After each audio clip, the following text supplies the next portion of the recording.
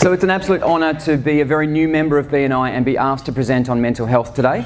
And so what I'm going to do is basically start by by mirroring what Carolyn said. As our society has become more abundant, we're no longer necessarily worried about shelter and warmth and food and that kind of stuff. It takes more than that to make us happy. Survival is just not good enough anymore. We don't want to survive, we want to thrive. So as a mental health day, as a mental health advocate, what I want to do today is focus on the definition of mental health by the World Health Organization. And like any good sermon, it's a 3-point sermon. So, sorry if there's any churchies in the room. On the top of your sheet there is the definition of mental health by the World Health Organization, which is a state of well-being in which every individual realizes his or her own potential, can cope with the normal stresses of life, can work productively and fruitfully, and is able to make a contribution to his or her community. And what I want to focus on is these 3 points. Potential, point number 1, productive and fruitful work, and make a contribution. So feeling lost, feeling ineffective, and feeling that you're just going through the motions is a major factor in poor mental health. So what can we do to not just go through the motions? What can we do to be active, proactive, like I said earlier today? The first thing that we need to do to be proactive is to think about not what we have to do, not to write a to-do list, but to write a to-be list. Has anybody in the room ever thought of what they actually want to be? Not what career they want, but how they want to live. And to do this, I saw one hand, Carolyn, thank you. To do this on your sheet there, I'd like you to think about if on your tombstone, at the end of your life, you had 3 words written about you. Not what you did, not what you achieved, but who you were, your character. What would you want people to say about you? How would you want to be described? If your best friend had to describe you, what would you want them to say about you and why? So on the 3 lines there, you can do it now, you can do your homework later. Have a think about the 3 words that you wanted to define you. Sorry, go back. There we go. So, do you know who you are? Do you know what you're capable of? Do you know what you want to achieve?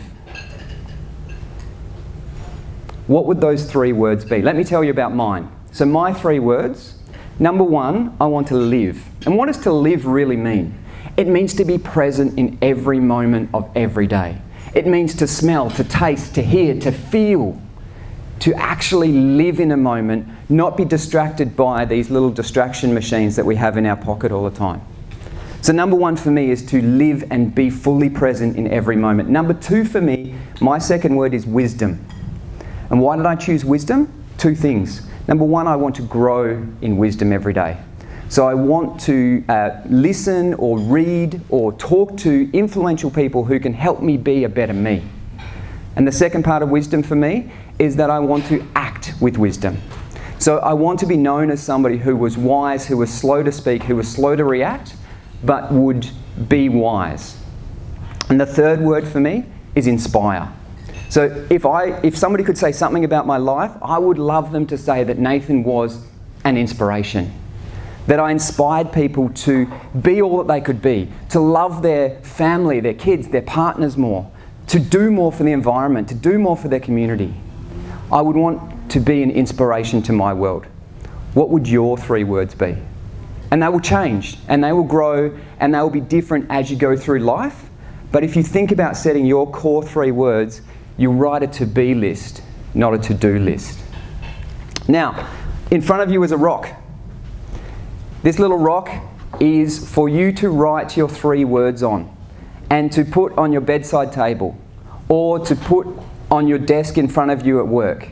And I've put some little markers, some Sharpies around the room. There was kind of 1 in each corner. So if you have a chance to think about your 3 words before the end of the meeting and you want to write on your rock your 3 words, it's a little visual reminder, a little takeaway for you to take home. The second part of having a healthy mental health is to actually be fruitful. Because ultimately, if you're working and working and working and working and you're not seeing any results, you're going to get down. So what fruit do you want to bear in your life? Now, the question on part 2 of your homework there, or your worksheet, is I want to be, and a red line. And I'd like you to write on that red line, great. I want to be a great, and then you've got ... and you can put in your profession, you can put in a role that you play. So, I want to be a great real estate agent. What does a great real estate agent actually look like? What do they do every day? And that's the next 3 lines. What does a great person in your industry do? What does their day look like? What are their success markers? And how do they grow? Because if you're not growing, you're shrinking, and nobody wants a shrinking business. So what are your specific success markers for your industry? If you want to be great in your profession, have you ever thought about somebody in your profession who is great and how they became great and what they do to stay great? The other thing I'd like you to do on that little piece is go, I want to be a great, and put in a relationship. So it might be, I want to be a great dad. I want to be a great son or daughter. I want to be a great husband or wife. And as you think about what actually makes a person in that role great, and it will be different for everybody, you now have something to aim for. And you can see every day if you are achieving greatness. And if you're not, you can see what you need to work on.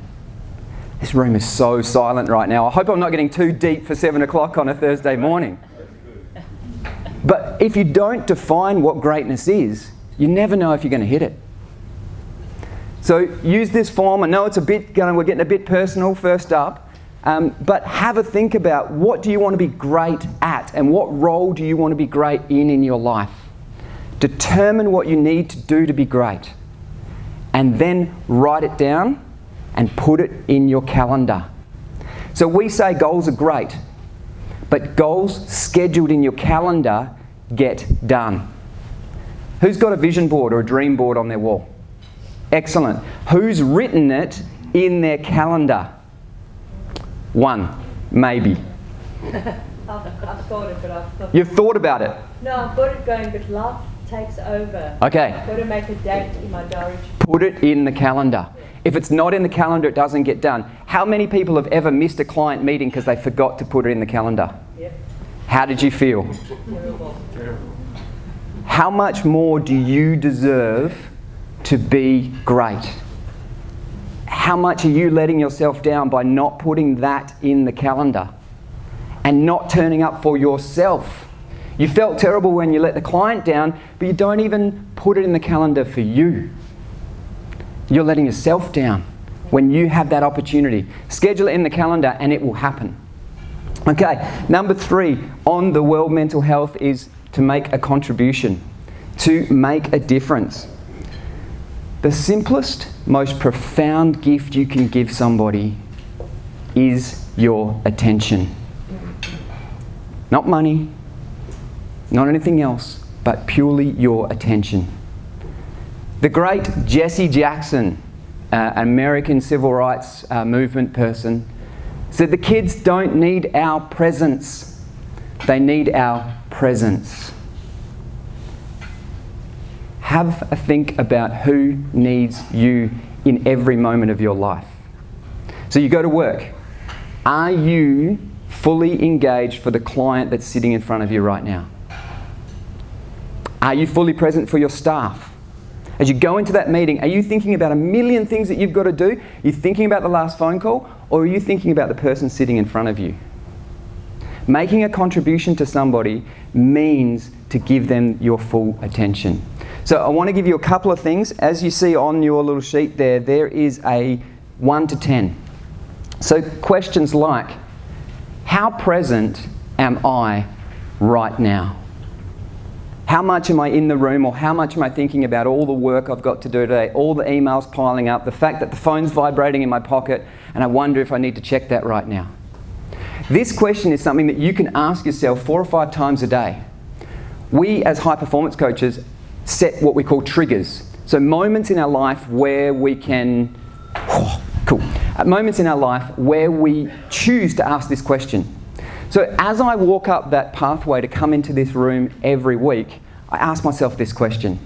And many of you know I don't drink coffee. So this level of energy doesn't come from caffeine. How present am I right now? And who in this room needs me on my A game? Another question. How energetic do I feel right now? Once you measure it, you can change it. If you don't know that you're a 2, how can you become an 8? I'm going to take one more minute, guys. What I'd love you guys to do in walking away is just take one thing from today.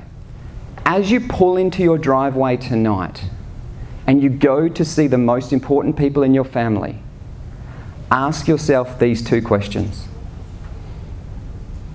And take a moment to think, who needs me on my A game right now? What level of attention, what level of energy, and what level of passion am I going to walk into my house with? Scale of 1 to 10. And if you find an answer that's not what you want, you have a choice before you open that garage door, before you park your car, to level up. Just finish with one quick quote from Viktor Frankl. Everything can be taken from a man but one thing, the last of human freedoms, to choose one attitude in any given set of circumstances. You have the power to choose. And by simply asking yourself, scale of 1 to 10, where am I at right now? You have the power to level up. Thank you. Thank you, Nathan.